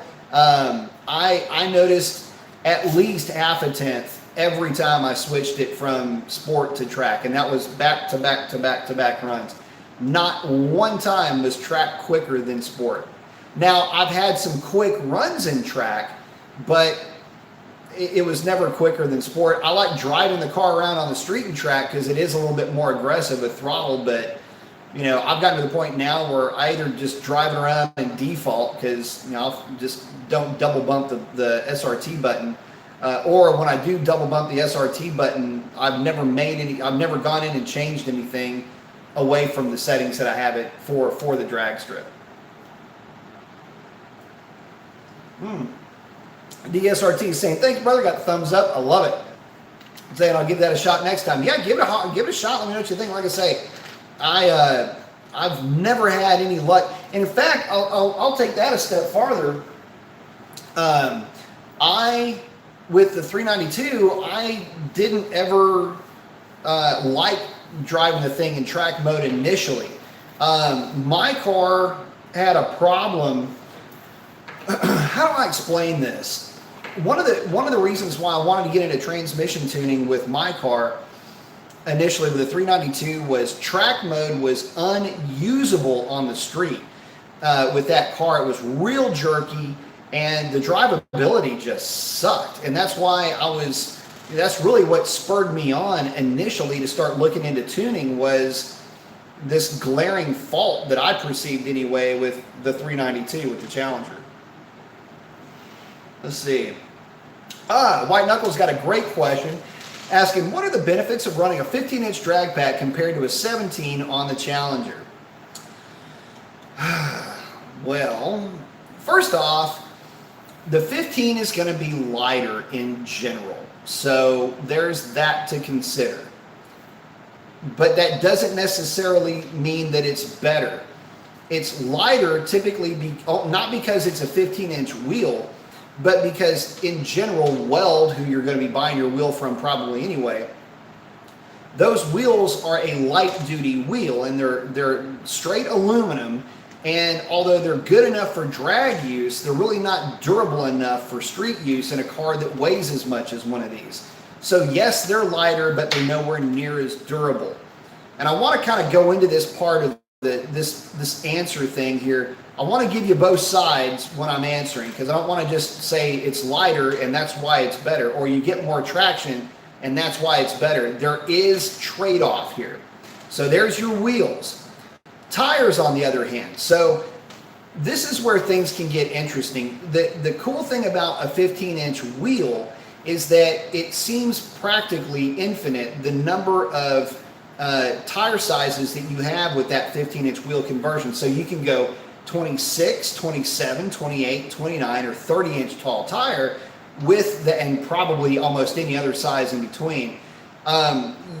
You've got that option with the 15-inch wheel, and you just don't have that with the 17s, certainly not with the 18s, and absolutely not with the 20s. So there's that. Also, the 15 is going to give you more sidewall. But here's the thing. The more sidewall you have, and the more of a flexible sidewall you have, really more to the point here, the more power that is going to consume per se. It has higher rolling resistance. So yes, it's lighter. Those tires will always be lighter than a radial, which I always recommend running with a car that weighs as much as one of these, by the way. But let's say you chose to run a bias ply, which I absolutely do not recommend. You'll notice that yes, the combination is lighter, but it's, number one, not as stable, and that's a big part of it. And number two, look, let's be honest. I've got a 17-inch wheel and tire combination that I run on this car on the drag strip. It is not the lightest by any stretch. It's the Dark Stars. And I'm running an ET Street R, which is a radial street legal slick, so to speak. So it still has a street type sidewall. This thing dead hooks. So you don't need all the rest of the lack of durability and the lack of stability coming from the 15-inch wheel conversion. I don't have to worry about that with this particular setup that I've got. And it's proven itself to be not only street worthy, but stable at very high speeds. Again, not to say that bias ply stuff or 15-inch wheel stuff isn't. I'm just putting things into context and making sure that you've got both sides of the argument. So if you decide to go with a 15-inch wheel entire setup and do that conversion, which just means shorter end lengths for the rear sway bars, that you understand everything that you're up against and what to expect if you do choose to go that route. Again, going way tall on the tire size to try to get more of a footprint on the ground, it's wasted if you don't need more traction. It's just more rolling resistance. And that's where a lot of guys get that combination wrong. Mopar Man is checking out, saying, have a good night, my friend. See you next time. Thank you again, sir, very much. Thank you very much. Looking forward to visiting with you again soon. Wrist Dance is saying, hey, I like the screen name, saying, hey, V Mason, discovered the channel. I've had the opportunity to drive a 392 SRT at age 19. Very cool. Full straight pipe with JBA catless mids. I can't imagine how loud that was. Rip is saying, just to let you know, I'm trying to go the process of donating a bit to help you and info. Man, thank you very much. I appreciate that. Yeah, I know it's kind of a pain, but it's getting into the thing with the PayPal and all that. But man, I do appreciate the effort. I really do. I didn't even know you could do that when I started doing these shows. So, but I appreciate that. Thank you very much. Philip saying, enjoy the channel, saying picked up a 2018 Hellcat wide body last weekend. Car blew my mind when I drove it. Traded my 2016 Stingray with a Pro Charger. Do not miss the vet a bit. Great info here. Thank you very much. Yeah, you know, that's funny, man. There's a lot of Corvette guys, recovering Corvette guys that have made the switch over to Mopar. And really for good reason. The extra room has been what most of the guys will say. It's easier to get in and out of as well. Which, there comes a time where that is important to you. And, to be honest with you, they're just, I don't know. I think the community is a bit more fun to be around. But I don't know. There are times I miss my 93 more than my Z06, but I do miss my Corvettes. Hey, G-Rock is checking in. Woo, got the devil horns out. What up, man? Riff 33, oh, good question. Say, what do you think about launch control and should it be used? I never use it.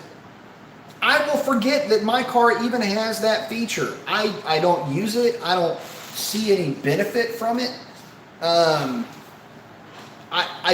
It's not there. I mean, I can't stall it high enough to launch it hard enough. It's not like I'm flashing the converter up to like 3,400 RPM. These cars have a 3,000 RPM stall anyway. If you stall it up to, well, I say 3,000 RPM, it will flash and hold 3,000 RPM on the launch. So I don't really see much of a benefit from it. And I don't know, maybe I'm not using it properly, but it's never failed to fail for me. So because of that, I just went back to driving the car like I normally would, just foot braking it, and have had more success with that. So it might be worth playing with a little bit, but I don't know, man. So far, I haven't really seen the benefit to it. Aside from maybe consistency, if you set it to like 1,500 RPM, you might get some added benefit of consistency out of it, but I don't know. I've been wanting to play with that a little bit, and that for the summertime stuff that I like to do, drag racing, I'm not going out there trying to win, trying to set a record. I'm out there looking to win whatever race I'm in, and hopefully I get to the end of the track faster. But playing with different settings and things like that is what I'll do during the summertime, because let's face it, the car's not making a ton of power during the summertime down here. It gives you a chance to play with some of the gadgets. So I've been thinking about that, just haven't really gotten around to it. Let's see, Frankenstein saying, are Demon Springs worth the buy? I think they might be. I don't know. I mean, it depends on how much power you're making. I think once you get past, let me think about this for a minute. I think once you get past somewhere around, say, on a Mustang dyno, once you get past, say, 850 to the wheels, I think they start to help more. I think at about 800, they'll help some, and I think at somewhere around 750, they would help a little bit. But I don't have a problem getting my car to hook the way that it sits, so I can't say that they would be that much of a benefit, number one. Number two, I don't really want to go spending money just for the sake of spending money to see if there's going to be a difference in performance when I'm already verifying positive results with what I have. If there was somebody that could say, yes, the car went quicker, my first question would be, why would it have gone quicker if it was dead hooking already? It just, I don't need any more weight transfer. Helps for the Demon, may not necessarily help for these cars. Wrist Dance is saying Mopar is just better, more aggressive American look. European cars cannot compare. I'll agree with that 100%. Saying every time I fly by construction workers, they stop and stare. That's how you know America is still going strong. Yep. Pipe it up. Hey, Rip33, man, thank you very much. I appreciate the contribution to the cause, man. It means a lot to me. Thank you so much. Very awesome, man. Thank you. No, I enjoy it, man. I really do. Love these cars. Love the community, too. SRT Crazy saying, yeah, it's nice having a strip close by, and I'm located about 5 miles from Wild Horse Pass in Chandler, Arizona, which is an HRA sanctioned track, and love it too. Always remember Mopar or no car, buddy. Absolutely, man. Yeah, I tell you what, man, I've had a lot of fun with the Mopars, and I always have, and they've always been a lot of fun. Not only just the great folks I've been able to meet just from being a part of the Mopar community, but you know, the big thing that brought me really back to Mopar, I mean, technically I started off life as a Mopar guy. I mean, that's what I learned how to drive in was a, you know, 84 Dodge pickup. You know, it's one of these things where, you know, every time I got into that car, I loved it. I loved everything about it, the fact that it was big, it was comfortable. I'm talking about my 392 car. Big, comfy, everything just seemed to work really well with that car. And it was such a departure from the Vet, and it was such a departure from the Viper and everything else. It was just a fun car to drive all the time. And so, you know, when the opportunity came, when just how odd circumstances can be, when the Hellcat came up, I'd already been around Hellcats for a long time. I've driven obnoxiously fast cars in the past and have driven a lot of really fast Hellcats. But it's funny, it's always a little bit different when it's yours. But it's interesting just, you know, when I get I get where I'm going with this is when I get the question about, you know, how much boost should I throw at a 392?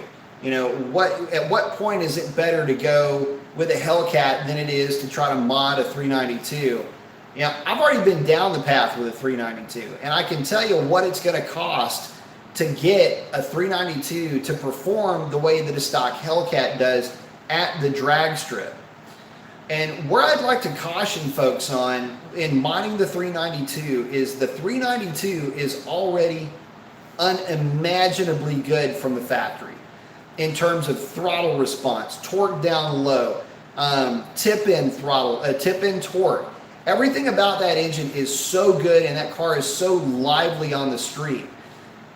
When you start to modify that engine, it's funny, it's one of the few engines where adding anything to it can actually take away some of the good experience of that car. So that's why when I put the cam together for the 392, it was so hard. It's one of the hardest engines to put a camshaft together for, because you don't want to lose any of that quality that makes the 392 so awesome, that tip-in torque, the throttle response, everything along those lines.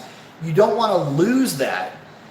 And you're trying to just pick up power on the big end and still retain as much of that torque and tip-in throttle response down low. You'd be surprised how hard it is to do when the car has got heads that want to flow 340 CFM. So anyway, just some kind of behind the scenes, you know, things going on in my head when I'm putting stuff together. And when I hear that question, I just go, damn, man, 392 is so good, naturally aspirated. Throw a cam in the thing if you're going to do anything. I know you can pull a blower off, sell the blower. You can't sell the cam. I get all of that, but damn, man, I don't know. For me, the 392 works so well naturally aspirated. In some cases, you might be taking more away than adding to it, regardless of the power number, by putting a blower on it. I don't know. You can kind of make the argument both ways, and I get that, but you know, this is just kind of me saying, I'm not trying to sell camshafts here. I'm just kind of pointing out some things that I've noticed. Riff 33 is asking, so what are your opinions on how I should launch my car for the first time at the track with my new mods? One-piece drive shaft, diff brace, and 305/35 drag radials. I'd say tack it up to about 1100 RPM, and the cadence, like if this is your throttle, it goes 1000. So basically, you're going to roll into the throttle. Don't just light switch it. That's a bad idea. You don't want to shock, especially the 20s. You can't shock them because you don't have a sidewall to absorb any of that initial torque hit. So you're going to do that with your foot. It's basically 1000. And so it's just, that is the pace. So basically, the way I try to teach it, the way I was teaching to customers is, it's a walking pace. So just like, say you're walking, just walking down a hallway, that heel toe, heel toe, heel toe of your right foot as you're just walking, that is actually the cadence that you're going to use to launch the car effectively. And now the more track oriented the tire is, the more aggressive you can get on the launch. But start out with that cadence and try to work a little bit more aggressively as you can, or as track conditions will allow. Again, how to launch the car is going to be dependent upon how well the track is prepped. But that cadence will at least get you where you need to be from a starting standpoint, and you can adjust it in minor increments from there in terms of timing. Let's see, Riff saying, I will admit I went from a little import to getting my first 2008 SRT8, and pro charging it was a bit overwhelmed by the power difference, at least the torque difference for sure. So he's got a 2009 Pro Charge SRT8 and a Hellcat now. Very cool. Oh, damn, Riff, thank you very much, man. I appreciate that. Thank you, thank you. Man, I do appreciate that, guys, very much. Thank you very much.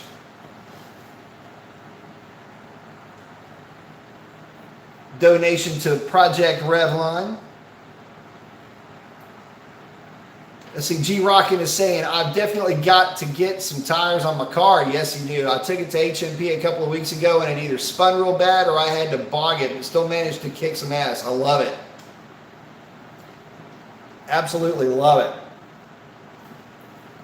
it. Go check out G Rockin', man. The man's a wizard on that guitar, which I have no skill set at all with. Both my brothers-in-law can get on a guitar and rock it, and I get on there and I just stand there and pose with it. I don't know what I'm doing. I need to take some lessons. I need to learn how to play an instrument. Jebediah is asking, what are the differences between the performance pages you connect from your Hellcat and 392? There was an update in 2016. None that I know of in the Hellcat, aside from I think they fixed the the mistake where it shows the supercharger coolant temp and the air intent, the intake air charge temperatures are flipped in mine. But aside from that, there's not any real difference. Frankenstein Hemi is asking, is there any truth to FAST making a new intake for Hemis? I've only heard of the development side of that. I don't know that they've brought it to market, and I don't know if they've got any that are out in beta testing right now, but I have heard that they were working on it. So that's the best I can do for you, man. Sorry.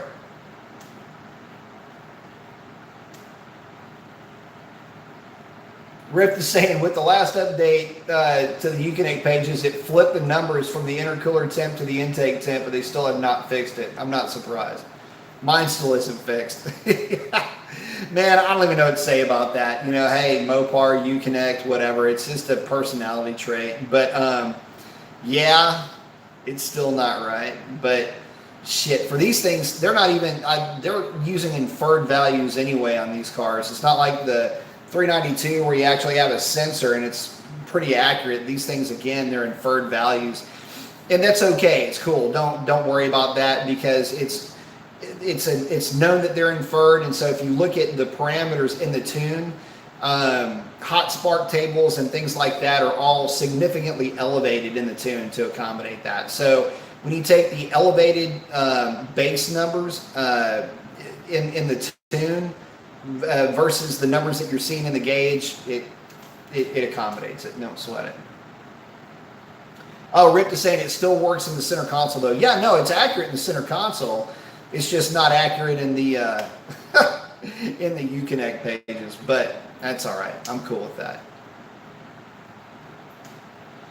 Oh, Rip is asking, what do you think about a 180 thermostat? I still don't have one in my car. I will probably end up switching to one eventually. I do consider thermostats consumable parts, so I don't see that as being an issue whatsoever. Some cars will show an issue with warm up, but 180 is low enough to where it won't. Actually, Doc Diff hooked me up with one, so that will be getting installed here pretty soon. I've got to get around to getting it done, but the reality is that depending on the thermostat you go with, if it's too low, you will have a check engine light.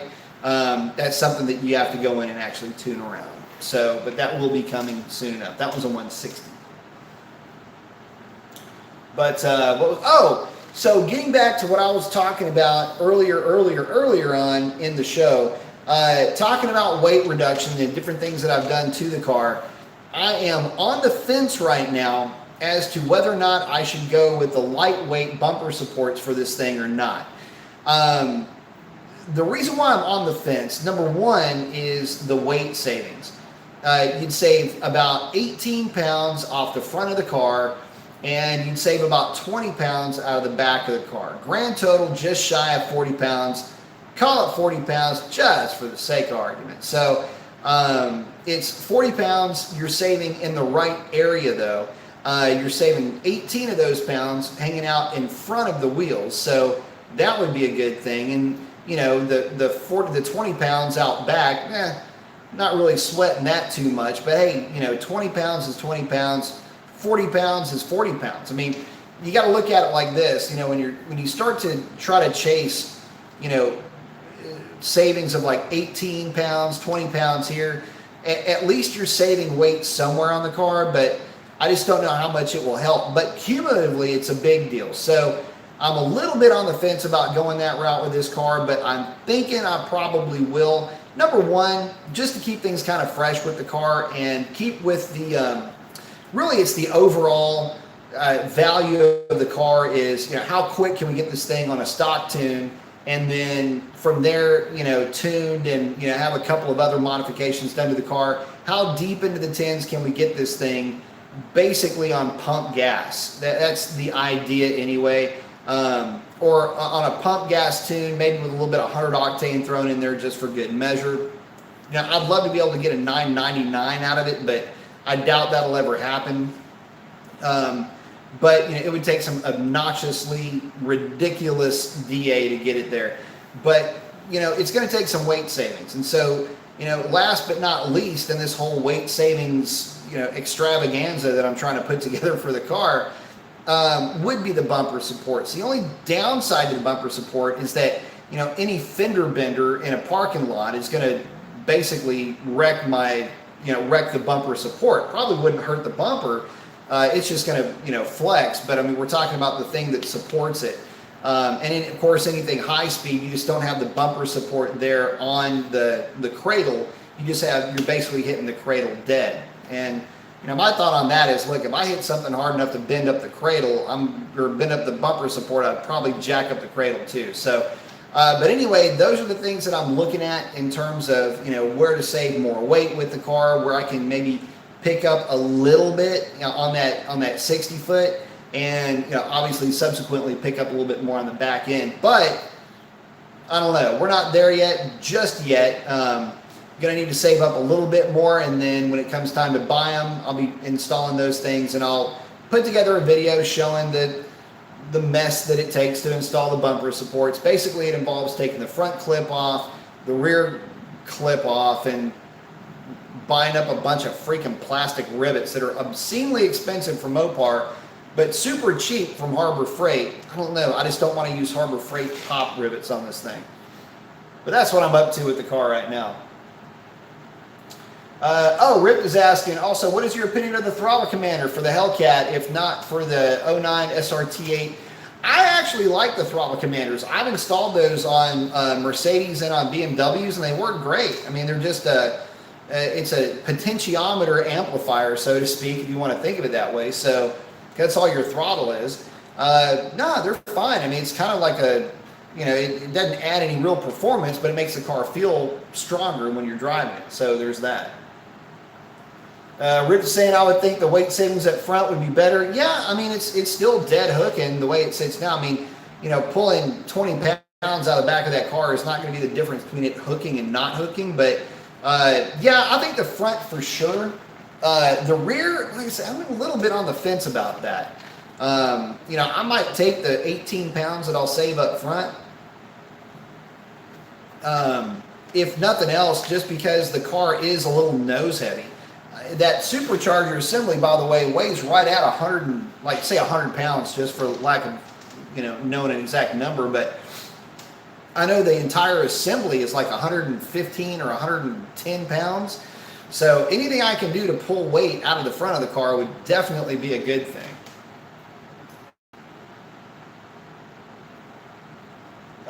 Rick is asking, do you think us here in Cali are losing any power with 91 octane? I know you're losing power with 91 octane. You are going into the knock sensors are aggressive in these cars, the way that they're in the stock tune. And so, yeah, I can almost guarantee you that you're running up against some significant knock retard if you data log it. Oh, DSRT, any plans for a 309? Man, I'll tell you when I get done racing Chris on Friday next week. How about that? I've got mixed feelings about a 309 for the car. I don't know that it is absolutely worth it. Sorry, I've got an ant getting attacked by a spider over here. This is kind of distracting. It's pretty cool. It's like National Geographic going on. It's this itty bitty spider jacking with this big ass ant. The spider just checked out, by the way. The spider didn't want any more. The ant was unfazed by its efforts. I like the idea of the 309 gear for these cars, mainly because of weight. And I'm looking at the 309 gear really more as, believe it or not, a durability mod based on the power level that I'm going to keep the car. Once you start getting deeper into the power on these cars, you will do better with a 262, at least from a durability standpoint. The issue with the 309 gear is the pinion's desire to try to climb the ring gear. It does that with a 262, but again, 309, that smaller pinion has more, it's going to apply more torque to that ring gear, and it's going to want to try to climb it, which means that you're going to get more deflection, and you're going to get more load on the tabs and on the snout. That's why you see 309s in Demons braking. But that's not because of the amount of power. I think those are just crappy castings. I think that's more of a one-off situation than anything else. And I say one-off, I mean, I get that there's, keep scooting over there. I get that there's several of them that have broken, and over time, quite a few of them have shown significant signs of wear. But again, I think that has more to do with how the car is being launched, especially with a two-step with that rear end. I think if you're just foot braking the car, 309's already proven. And Racer X has got hundreds and hundreds and hundreds of passes on his 309 foot braking it, and that is a full weight Charger making 1,000 horsepower at the crank and a little over 800 at the rear wheels on a Mustang dyno. So if the question is durability, I'm not sweating durability with a 309 gear. If anything, it might actually help a little bit in terms of transmission and a couple other things. There's really no downside to the 309 gear aside from cost. And if I found one or got a good deal on one, I would definitely be putting that in my car, with the only caveat being that I almost don't want to put one in my car until I get the ECU unlocked. And the reason for that is I'm going to want to immediately dive into transmission tuning, and I don't want to dive into transmission tuning only to have to go back in and put another tune together once I put a 309 gear in it. So not that you need a tune for a 309 gear for these cars, absolutely you don't. they do just fine without it. But there are some things like when the DA starts to drop and your 60 foot times start to hover around the, like mine with like in 150s, 157, 158, I will still run into a predictive shift yip. Basically, it thinks I'm coming up on a rev limiter, and so what it'll do is it'll chop throttle, so you'll feel it nose down and then come back up, almost like you're in a manual transmission car. That's more pronounced with a 309 gear. This thing does it in low DAs with the drag pack on the car, so I would absolutely have to do some transmission tuning to mitigate that 1, 2, and possibly even a 2 to 3 gear shift yip, so to speak, is what we call it on our end anyway, to eliminate that with that 309 gear, because predictive shifting, unfortunately, is not something that is a parameter that you can really reach in and grab a hold of. You've got to make changes in other parameters that you do have control over to kind of use that as a workaround on that predictive shift scheduling. Would love to get my hands on the actual predictive shift algorithm for either a red eye or a demon, but it's just not, that's not out there to get. Even if I did a read file, all I'm doing is I'm doing a read file and gathering information on PIDs, which are the parameters that I can change. That's all I can do is grab that. I can't grab the background stuff. So anyway, long answer to a very short question. Sorry about that. G-Rock is asking, kind of weird, but old idea, but how about putting V6 springs to soften the suspension for launching and weight distribution? I haven't heard of anybody doing that, but I don't know. On a Hellcat, I don't know if it'd be advantageous because the Hellcat front end is significantly heavier, like significantly heavier, and I don't know that there's enough travel there. You would have to eliminate the front sway bar to actually make them worth, I think, the time and effort to swap out. And again, I don't know that there's enough in it to really make it worth messing with, if that makes any sense. Rift is asking, so the 309 gears are lighter or are they stronger? Actually, they're neither. I guess technically the diff would be slightly lighter just because the head of the pinion would be slightly smaller for a 309, but they're not really stronger and they're not really lighter.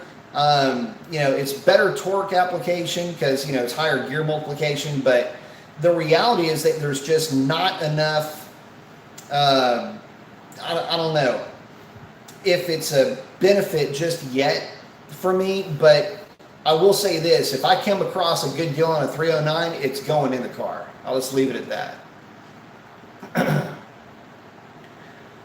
Rift is asking, is Racer X on the stock motor as in stock internals? Yes, he is.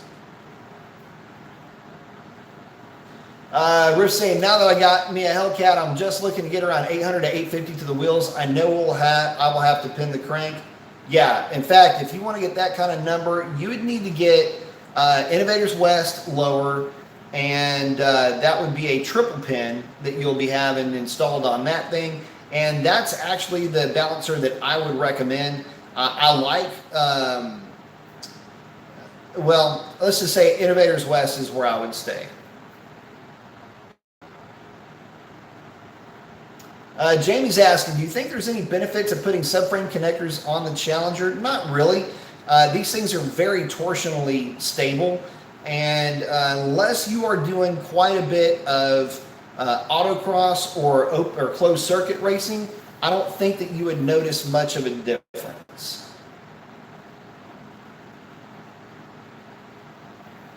Rich is asking, what is your opinion on decoupler pulleys, as in clutch pulleys? You're talking about the Hellraiser pulley mainly here, or the stock pulley. Look, we've been running superchargers with regular pulleys for forever with no negative benefit or negative consequence. I think it's a good idea in principle, especially when you start talking about just the sheer inertia of a positive displacement supercharger in this type of an application, you're still overdriving it significantly. You've got two heavy rotors that are spinning extremely fast. So on shift, it's a good idea to, keep from having belt wrap or anything like that, to have a decoupler style pulley. Some will argue that it's over engineering when you take into account the long track record of no problems with a standard pulley. Not to mention a standard pulley you can take off and you can raise boost, lower boost, do whatever you want. As long as you've got the right belt with you, you can pretty much do whatever you want in terms of what boost level you want to get to, whereas the decoupler style pulley or a clutch pulley, you can't do that.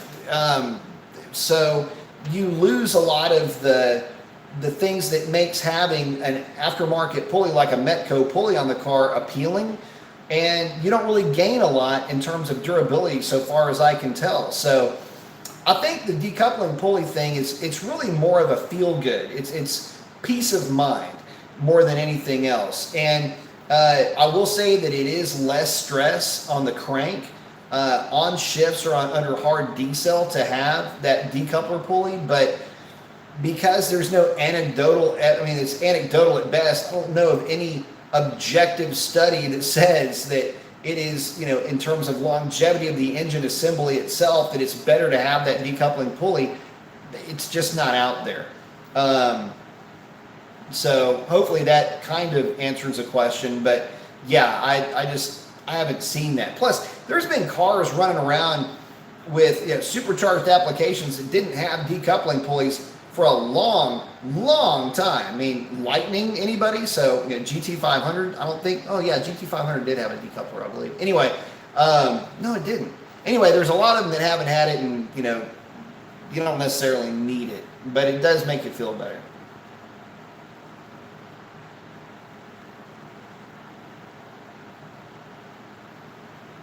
6'4" Amy Power saying, I watched a video of you reviewing the 3-liter Power Stroke, and it was just as accurate of a review as your Hemi knowledge. Oh, thank you very much.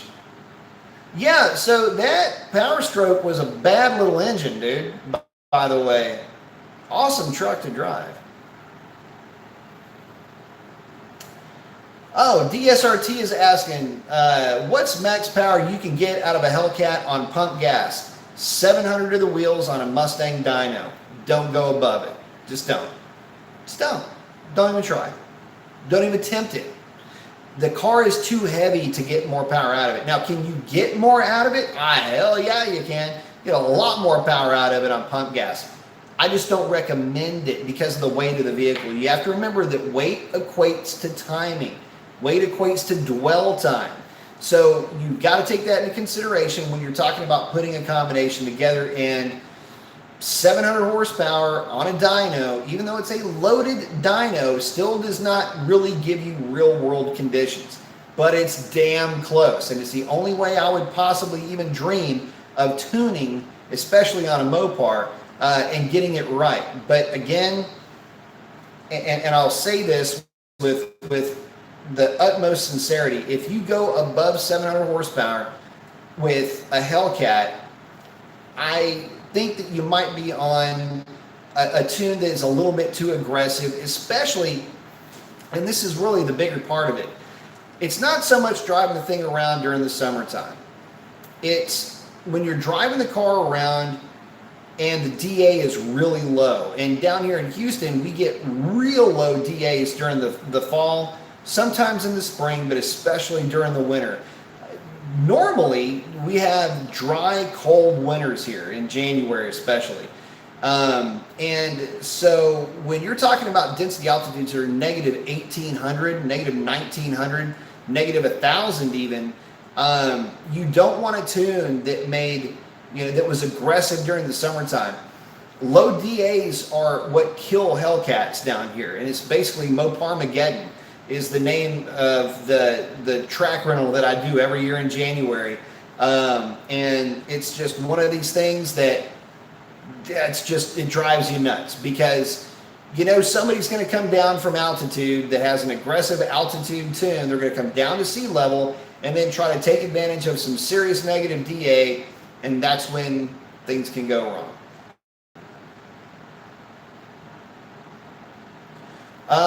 Rip is saying, I heard that the decoupler pulley were only made because Dodge did not pin their crank. That's not necessarily true. It helps the situation, but decouplers have been around actually for a while. Jebediah is asking, did you calculate that a 355 gear would be best? For a 392, a 331 is what calculated out to be the best. For the Hellcat, probably 309 would be perfect. 6.4 Hemi Power saying, what do you think of direct 392A drivetrain swap and a notchback Fox, and how fast quarter mile NA in stock 392 configuration? Oh, it'd be deep in the 10s. I think it'd probably be a 1030, 1040 car with that kind of torque. White Knuckle saying, it's so easy to pin the crank. It is actually really easy to pin. Saying, I want to pin my crank even though my Hellcat is still relatively stock because of what I've heard. Don't let the hype freak you out on that, man. You're not really running up against anything there. You've got to remember that your crank is torqued. That crank pulley is torqued to 237 pound-feet. So it's not like it's really going anywhere. I've heard of maybe two that have actually spun a balancer, and there might have been some mitigating issues going along with that. So, and Rich is also asking, what do you think about the PCM ECUs you can buy that you can use so you do not void your warranty? That is a false statement. You will still throw a 1405 code, which is basically the tattletale code to say that you have an aftermarket tune on the car. So, yeah, don't let folks try to sell you in on that. There will still be that code, and that code is held in the TCM. So you're kind of screwed in that case. It's not a bad idea to have a second computer, though. I think the overwhelming idea here is that if something ever did go wrong, if you bricked the flashed computer, you're screwed. And if you have your extra stock ECU, you can just slide it in and you're cool and send off the other tuned ECU if it's, there was some kind of an issue. And what we call bricking it, basically you just turn it into a brick. It's useless at that point, unless you wanted to build something out of it. SRT saying, what would a 285 upper and tune be okay on pump gas and what I need to pin the crank? I would suggest pinning the crank with a 285 upper for sure. And yes, it would be okay on pump gas, provided your pump gas is 93. And it would be at the dead set outer limit of what I would ever recommend on the street. You'll pick up about 100 horsepower with that setup with a tune. It's a lot of fun. It's a pulley combination that I would lovingly call a density altitude correction pulley, meaning that if you're at 3,000 feet, you put a 285 pulley on it, it'll run like it's at 0 density altitude. So not a huge gain, but gain enough. And a mild tune will actually still cover that nut for you. I just would not get aggressive with that 285. Again, you'll see a decent performance gain, but not a massive performance gain. It's not like you're going to 10% lower with a 275 upper, but I mean, you got to have E85 to actually take advantage of that pulley combination anyway. So for pump gas, personally, I like 295s, but then again, that's because I'm here in Houston at very low altitudes. 285s for higher altitudes will probably put you right where you need to be.